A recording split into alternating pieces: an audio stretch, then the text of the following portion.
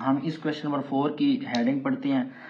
Find the rational numbers p and q such that this expression is equal to this.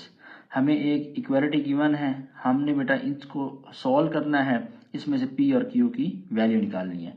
अब करेंगे कैसे बेटा, देखिए राइट हैंड साइड पे आपको p प्लस q और साथ में स्क्वायर रूट 2 नज़र आ रहा है। अब हम इस सारे को सॉल्व करेंगे, सॉल्व करने के बाद इसकी शक्ल भी इसके साथ बनाएंगे, इस जैसी बनाएंगे, ठीक है। और फिर जब ये दोनों एक इधर भी इस तरह का नंबर आ जाएगा स्क्वायर रूट 2 वाला, तो फिर हम वहां से p और q की वैल्यू निकाल लेंगे। अब ये कैसे करना है, आइए इसका सोल्यूशन जो है वो हम यहाँ पे स्टेप बाय स्टेप जो है वो देखते हैं। सोल्यूशन लिखते हैं। सोल्यूशन में इस चीज़ को आप बेशक लेफ्ट हैंड साइड पे लिख लें कि हमें ये चीज़ गिवन है, ठीक है। तो ये हमारे पास आ जाएगा 8 माइनस 3 स्क्वायर रूट 2 और 4 प्लस 3 स्क्वायर रूट 2, ठीक हो गया। अब ये साथ में ऐसे चलता रहेगा, इसके ऊपर हम वर्किंग करेंगे, ठीक है।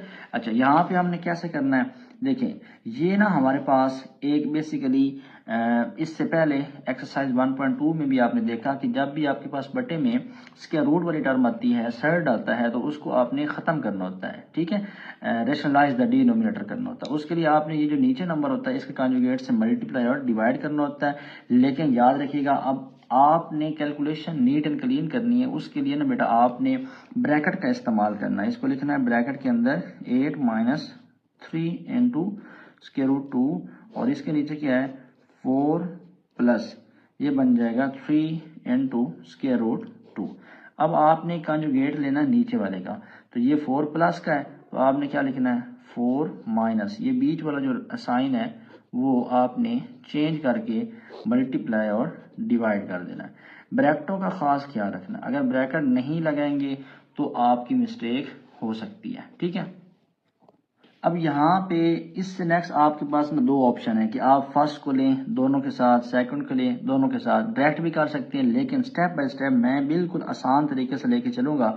आपने बेटा ऐसा करना है कि इस फर्स्ट नंबर को बाहर रखना है और इसने चूंकि दोनों के साथ मल्टीप्लाई होना, तो आपने एक दफ़ा लिख देना है 4 माइनस 3 और स्क्वायर रूट 2। फिर आपने इस नंबर को बाहर रखना है 3 इंटू 2 माइनस स्क्वायर रूट, और इधर लिखना है आपने 4 माइनस 3 इंटू स्क्वायर रूट 2। और इसके नीचे क्या है, इसके नीचे आपके पास बेटा बन जाएगा, ये बन जाएगा a प्लस बी और a माइनस बी। इसका ना बेटा एक फार्मूला होता है, इसमें आपने ये फार्मूला डायरेक्ट याद रखना है, ठीक है। a square minus B square, ये फार्मूला होता है a माइनस बी और a प्लस बी। अब ये आपको कैसे पता चलेगा, इसमें बेटा हमेशा यहाँ पे जस्ट साइन का डिफरेंस है, ठीक है। जो यहाँ पे a है वो यहाँ पे है, जो b है वो b है, जस्ट यहाँ पे क्या है साइन का डिफरेंस है। तो यहाँ पे बेटा आप लोगों ने फार्मूला ये वाला इस्तेमाल करना है। तो बेटा ये बन जाएगा हमारे पास a का स्क्वायर 4 का स्क्वायर माइनस, अब ये सारा b है, तो आपने बेटा यह सारा लिखना है 3 इंटू 2 स्क्वायर रूट और इस सारे का क्या है होल स्क्वायर है। बात समझ आ गई। अच्छा, अब इस 4 को अंदर ना मल्टीप्लाई करना है। जब 4 को 8 के साथ मल्टीप्लाई करेंगे तो ये बन जाएगा 32, ठीक है। 8 को 3 के साथ मल्टीप्लाई करेंगे, अब 8 जो है वो ये आज़ाद नंबर है, ये भी आज़ाद है, ठीक है। ये तो कैद में है, यूँ समझ लें, ये इसके रूट के अंदर है, तो ये इसके साथ मल्टीप्लाई होगा 8 3 टाइम 24 और ये हमारे पास क्या बन जाएगा स्क्वायर रूट 2। अब ये भी इसके साथ जब मल्टीप्लाई होगा तो ये 3 के साथ मल्टीप्लाई होगा तो माइनस का 12 आ जाएगा और ये स्क्वायर रूट 2। अब ये माइनस और ये माइनस प्लस हो जाएगा।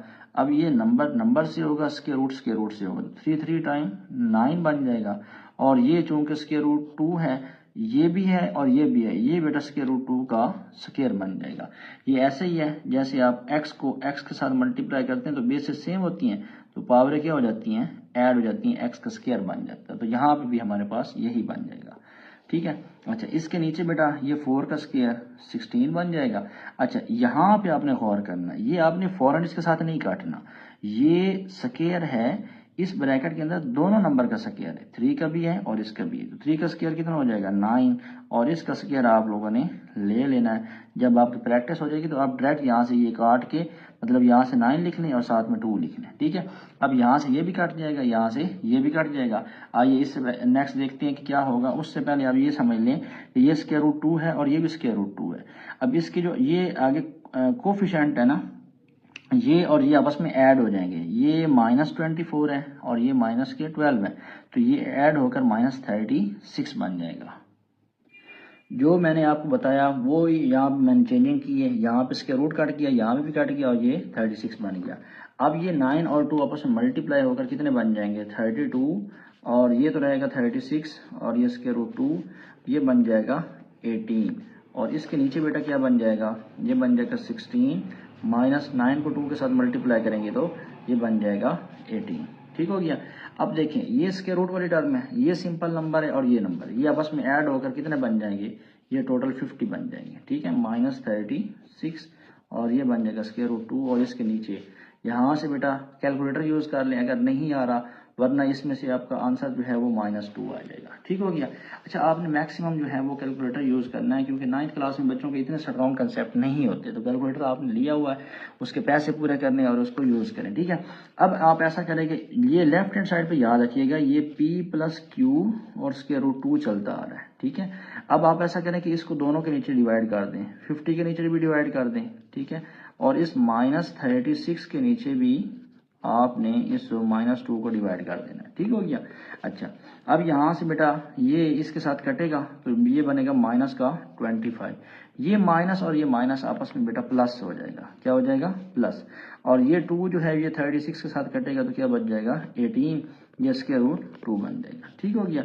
ये P + Q √2। कैलकुलेशन यहाँ पे कैंसिलेशन जरूरी नहीं होती, जस्ट आप उसको सिंपलीफाई फॉर्म में इसको लिख दें। ठीक है, अब यहाँ पे देखें तो ये दोनों नंबर एक जैसे हो चुके हैं, इधर भी P है उसके साथ √2 नहीं है, इधर भी एक नंबर है जिसके साथ √2 नहीं है, यहाँ पे √2 है, इधर भी √2 है। तो यहाँ पे बेटा ना ये इक्वालिटी एक होल्ड करती है कि पहला पहले के बराबर हो जाता है और जो √2 के आगे है वो इसके इक्वल हो जाता है। तो बेटा यहाँ पे हम कहेंगे कि जो P की वैल्यू है वो यहाँ से -25 आ जाएगी। ठीक है, और जो Q की वैल्यू है वो आपने सिंपल, इसके आगे Q है, इसके आगे 18 है, तो ये 18 आ जाएगा। ठीक हो गया।